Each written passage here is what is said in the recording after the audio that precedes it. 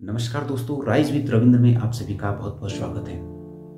दोस्तों, हमारे आचार व्यवहार और हमारी बोलचाल के तरीके से दूसरे व्यक्ति सहज ही हमारे व्यक्तित्व एवं कृतित्व का अंदाजा लगा सकते हैं और वे हमारे आचार व्यवहार से ही हमारे बारे में अपनी राय कायम करते हैं। बहुत समय पहले की बात है,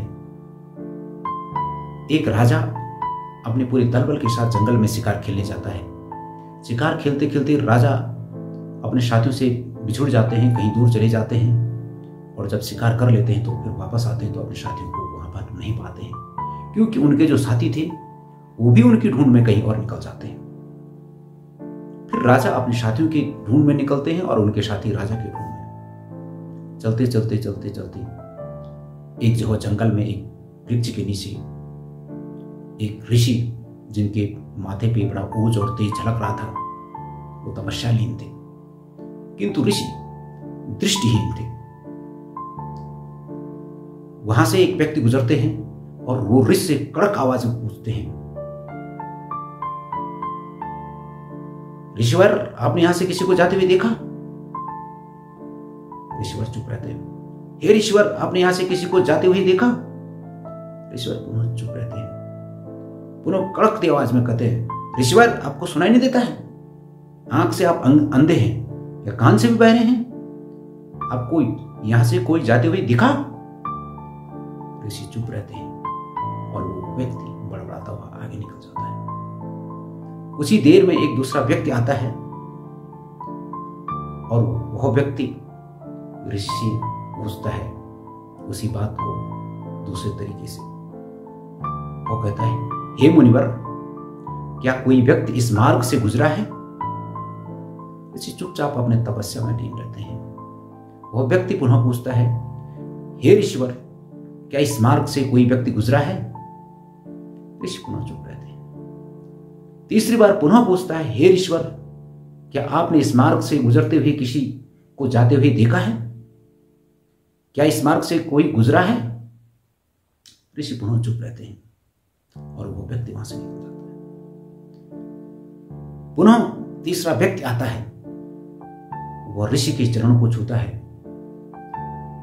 हे ऋषिवर, मेरे अहोभाग्य कि मुझे आपके दर्शन हुए। मैं तो यहां जंगल पे शिकार पे आया था, किंतु मेरे कई जन्मों के भाग्य आज उदय हुए जो मुझे आपके दर्शन हुए और आपके दर्शनों का पुण्य प्राप्त हुआ।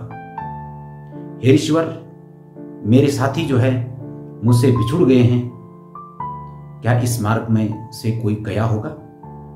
ऋषि कहते हैं, हे राजन, इस मार्ग से सबसे पहले तुम्हारा नौकर गया, पुनः तुम्हारा वजीर गया और तुम आगे जाओ और तुम्हें अपने साथी मिल जाएंगे। राजा आश्चर्यचकित हो जाता है, क्योंकि ऋषि तो पूर्णतः दृष्टिहीन थे। वो पुनः ऋषि के चरणों में नतमस्तक होते हैं और कहते हैं, हे महात्मन, यद्यपि आप अंतर्यामी हैं, अनेकों सिद्धियों को धारण किए हुए हैं, किंतु मुझ मूढ़ के मन में फिर भी एक प्रश्न उठ रहा है। अगर आपकी अनुमति हो तो मैं क्या पूछूं? तो ऋषि कहते हैं, हे राजन, पूछो। तो राजा कहते हैं, हे महाराज, आप तो बिल्कुल ही नेत्रहीन हैं, आपको बिल्कुल भी दिखाई नहीं देता है। फिर आपको कैसे अनुमान हुआ इस मार्ग से सबसे पहले मेरा नौकर गया, फिर मेरा वजीर गया और मैं स्वयं एक राजा हूं? ऋषि मुस्कुराते हैं और कहते हैं, हे राजन, व्यक्ति को अपना परिचय देने की आवश्यकता नहीं होती।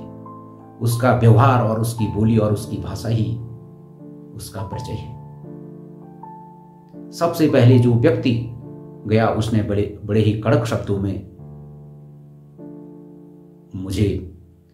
मुझसे बात की। मैं समझ गया यह अवश्य ही निचले दर्जे में होगा।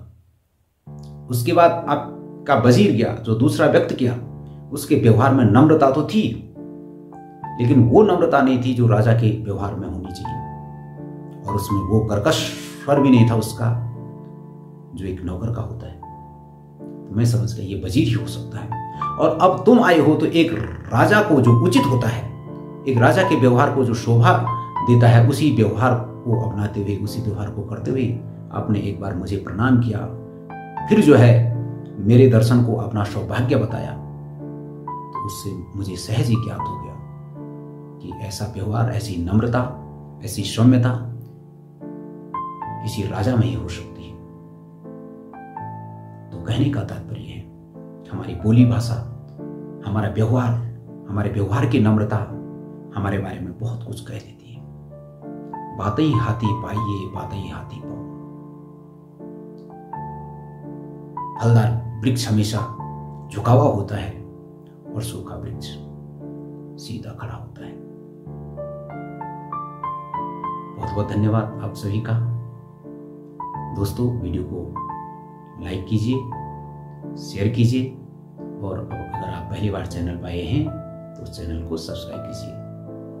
बहुत बहुत धन्यवाद।